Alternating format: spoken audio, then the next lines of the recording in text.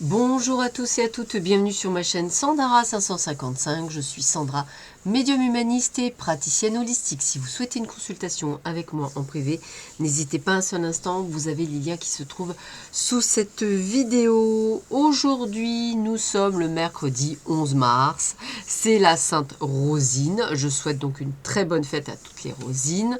Et la petite phrase du jour est de Cicéron, donc je vous la lis. Si vous possédez une bibliothèque et un jardin, vous avez tout ce qu'il vous faut. Je répète, si vous possédez une bibliothèque et un jardin, vous avez tout ce qu'il vous faut.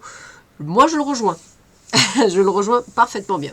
Voilà, allez, nous allons voir tout de suite ce que nous réserve cette journée du 11 mars. Alors, après, il y a encore quelques croyances limitantes qui vous empêchent de vivre correctement une vie amoureuse ou peut-être même qui vous empêchent effectivement de pouvoir rencontrer, puisqu'on parle effectivement d'espièglerie. Donc, on vous dit que pour retrouver l'amour, permettez à l'esprit espiègle et enfantin qui est en vous de se manifester, c'est-à-dire d'être dans la simplicité, c'est-à-dire de ne pas être à la recherche de la bonne personne, puisqu'il n'y a pas de bonne ou de mauvaise personne, il y a juste des personnes sur votre chemin qui vous permettent de vous faire évoluer, et qu'effectivement ce qu'on vous demande c'est d'être dans cette légèreté, parce que quand vous êtes dans cette légèreté, vous avez quand même plus de chances effectivement de pouvoir justement faire une belle et douce rencontre que si vous mettez aucune chance de votre côté.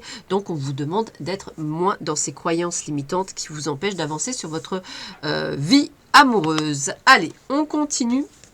Alors, nous avons encore ce très belle carte. Moi, j'adore ce tarot, même si effectivement, je dirais que je ne suis pas très douée dans les tarots, hein, je l'avoue malheureusement, mais je le trouve vraiment juste extraordinaire. Alors, nous allons commencer par la Reine d'air. Alors, moi, la Reine d'air, en regardant le côté de chouette, moi, j'aurais tendance à vous dire que c'est vraiment, on est dans la sagesse, dans la prise de conscience. Donc, pour moi, on est sur une personne observatrice, on est sur une personne analytique, voire même un peu stratège. On est sur une personne juste, sur une personne qui sait ce que c'est le détachement. On est sur quelqu'un qui est beaucoup plus réaliste. On est sur quelqu'un qui est dans le détachement émotionnel. On est sur quelqu'un qui choisit avec soin les mots qu'elle va employer. Donc, et elle se met, elle ne tient en compte que les faits. Donc en fait, j'ai envie de vous dire que c'est une personne d'une très grande sagesse. Ça veut dire quoi? C'est que si c'est vous ou peut-être une personne que vous allez rencontrer dans le domaine professionnel, c'est une personne qui va être dotée d'une très grande sagesse, excusez-moi, et qui va peut-être vous permettre de pouvoir vous guider et de vous pouvoir permettre d'avancer sur votre chemin. En tous les cas, c'est une personne qui aura peut-être la sagesse de vous éviter les pièges, c'est-à-dire les risques inutiles, les tromperies, peut-être l'argent facile, comme une sorte de personne qui vous met sur le droit chemin. Ça peut être aussi vous qui avez la capacité d'éviter les réponses faciles, de réfléchir à deux fois avant de prendre des risques, quelque chose que vous sentez pas, le fait que vous soyez honnête envers vous-même, que vous deveniez une personne responsable. Donc j'ai envie de vous dire, voilà, c'est comme si effectivement il y avait des travers, entre guillemets, excusez-moi, de vous, qui est en train d'être éliminé pour justement le comprendre. Et je vais aller plus loin parce que grâce aux deux de terre, on a retrouvé une certaine forme d'équilibre. Alors peut-être qu'effectivement, j'ai envie de vous dire, c'est comme si vous preniez conscience en fait que vous êtes en train de changer, de vous améliorer. Vous êtes plus en confiance, vous faites des compromis, vous vous sentez peut-être plus libre. Évitez toutefois la procrastination, soyez plus souple. Mais en un mot, on vous dit que j'ai presque envie de vous dire, c'est comme si vous faisiez un bilan et que vous étiez déterminé sur vos priorités. Vous savez quels sont vos buts et attentes, qui sont des buts et attentes réalistes. On est dans la confiance, mais on est ancré, on est ouvert au compromis. Il y a un véritable équilibre entre le travail et les loisirs, entre les responsabilités et les besoins personnels. Donc, j'ai une très belle évolution pour vous dans ce domaine-là. Ça veut dire qu'aussi au niveau professionnel, on va arriver à trouver ce que l'on veut, comme au niveau personnel. Donc il y a vraiment ce côté plutôt pas mal. Alors, on est à la fin d'un cycle. avec la mort, hein, on est vraiment sur la fin d'un cycle, il y a bien quelque chose qui se termine. Qui se termine pourquoi? Parce que j'ai envie de vous dire qu'il y a quelque chose qui va arriver sur votre chemin, puisque ça fait partie de la destinée. Alors, c'est vrai que ce sont des cartes, si je devais les analyser comme c'est marqué mort inattendue, mais pour moi, la mort n'est pas nécessairement une véritable mort physique, c'est peut-être quelque chose, un changement que vous allez effectivement faire de manière inattendue. D'ailleurs, on le ressent bien dans ces cartes, un revirement. Moi, c'est comme ça. Et puis, moi, j'ai même envie de vous dire qu'avec la carte de la roue, on est dans la chance. Donc, pour moi, c'est vraiment comme si vous aviez l'opportunité de changer quelque chose. C'est comme ça que je le ressens. Hein. C'est comme si vous aviez quelque chose qui changeait sur votre chemin, qui était beaucoup plus, on va dire, beaucoup plus sympathique et qui vous permettait d'avancer doublement.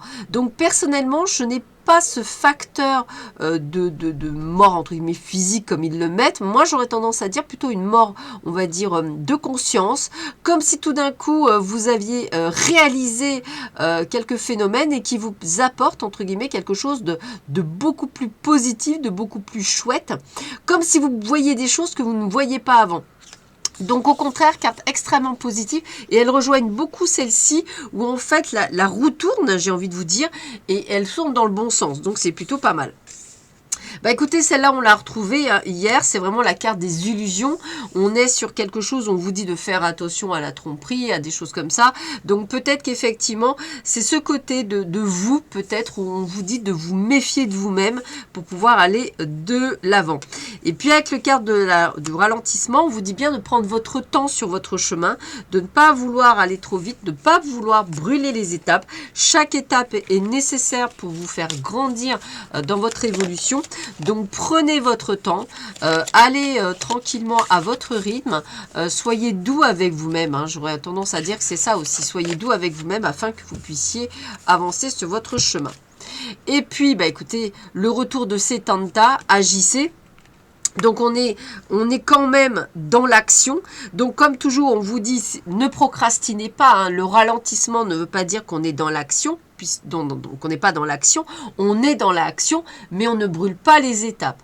Donc j'ai vraiment là une sensation de prise de conscience pour beaucoup d'entre vous avec une forte élévation spirituelle, quelque chose de suffisamment fort, de suffisamment grand qui vous perturbe, peut-être des élévations au niveau de vos capacités, peut-être quelque chose qui ne s'ouvrait pas et qui s'ouvre enfin. En tous les cas, c'est un 11 mars qui est très très forte parce qu'en plus c'est le 11 mars, c'est la semaine 11 et c'est quand même quelque chose de très fort. Moi j'ai envie de vous dire, c'est presque comme si l'énergie était tout ce que vous vouliez va se réaliser et vous le savez. Donc écoutez avec justesse tout ce qu'on vous dit. Alors, qu'est-ce qu'on me dit également pour vous?